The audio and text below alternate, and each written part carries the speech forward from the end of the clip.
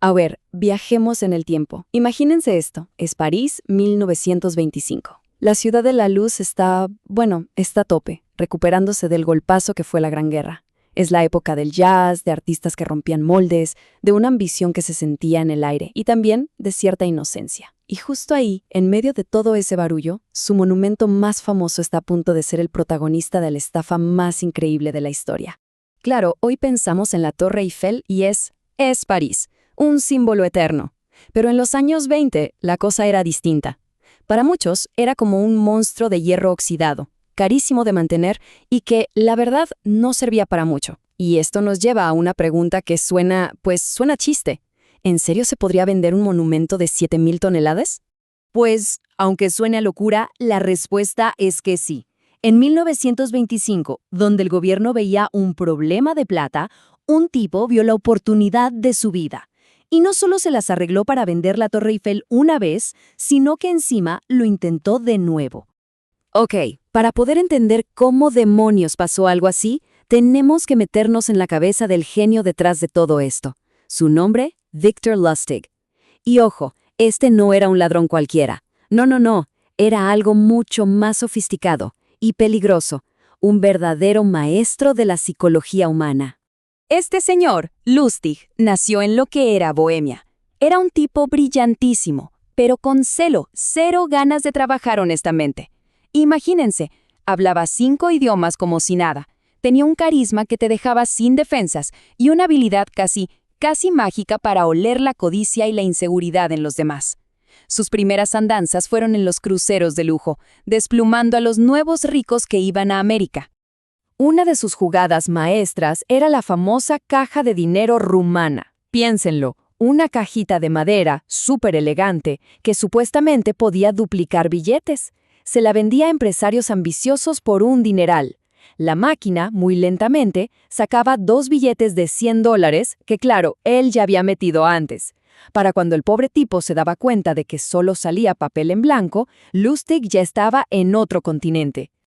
Pero bueno, esas estafitas ya no le llenaban. Lustig quería el gran golpe, el que lo hiciera leyenda.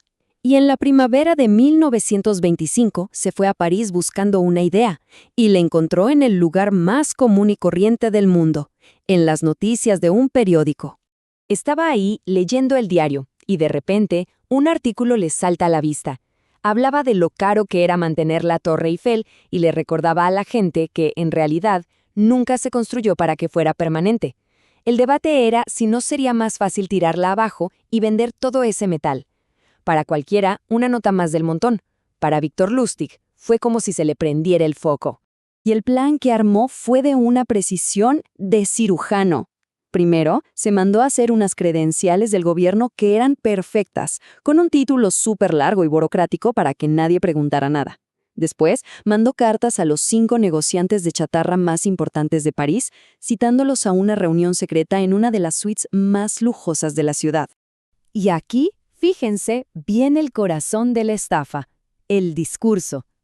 Con una cara de palo impresionante, les dice que el gobierno, con mucho dolor pero por necesidad, había decidido desmantelar la Torre Eiffel.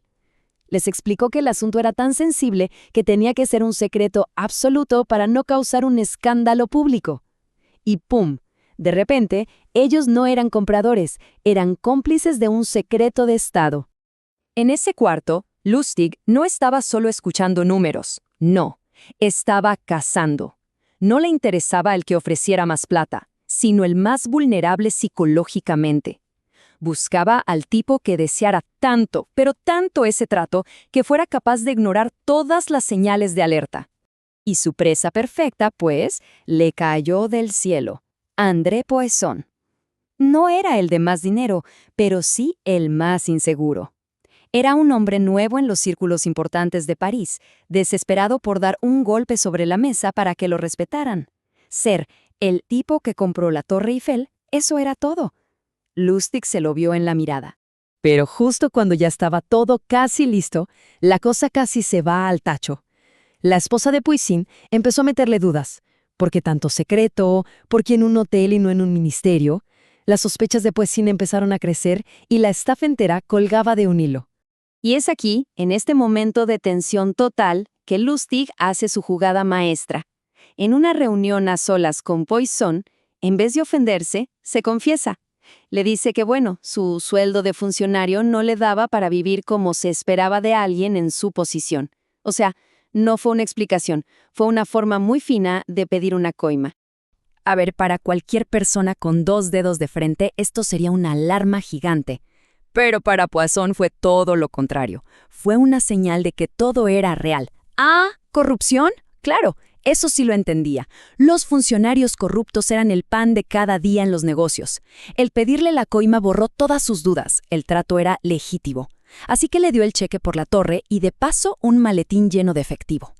Lustig, claro, agarró la plata y se fue volando a Viena a vivir como un rey.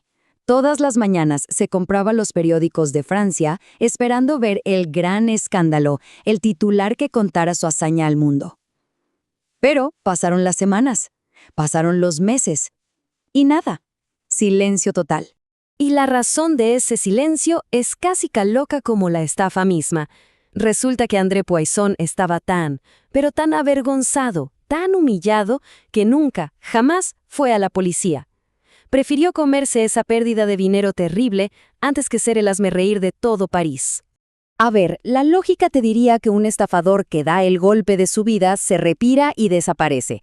Pero Lustig no funcionaba con lógica, funcionaba con ego. El hecho de que no saliera nada en las noticias lo tenía frustrado. Estaba tan convencido de que había cometido el crimen perfecto que tomó la decisión más increíble de todas. 6 meses después, volvió a París para hacerlo de nuevo. Y lo hizo, ¿eh?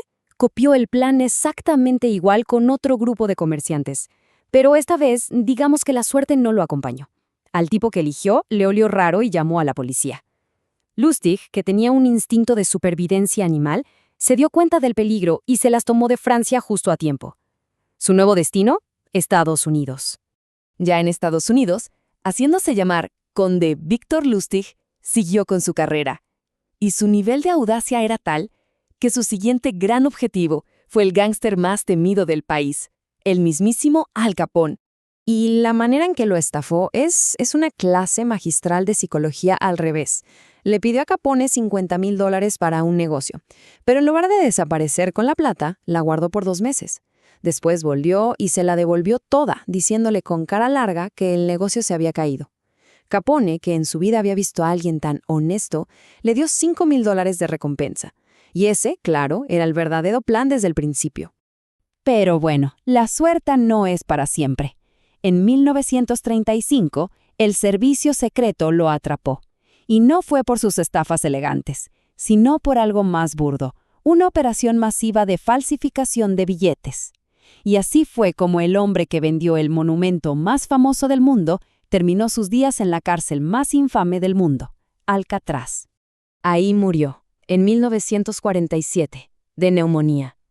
Y como una última broma del destino, en su certificado de defunción, en la parte que dice ocupación, alguien escribió una sola cosita: aprendiz de vendedor. Hoy, por supuesto, la Torre Eiffel sigue ahí, más icónica que nunca, atrayendo a 7 millones de personas cada año. Su valor es incalculable.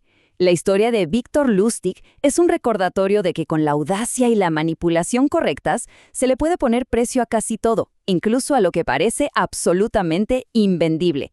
Y todo esto nos deja pensando en algo. Después de ver cómo se puede fabricar la confianza y se puede inventar el valor de algo, queda una pregunta en el aire. ¿Qué es eso que de verdad no tiene precio y que nunca, jamás podría venderse?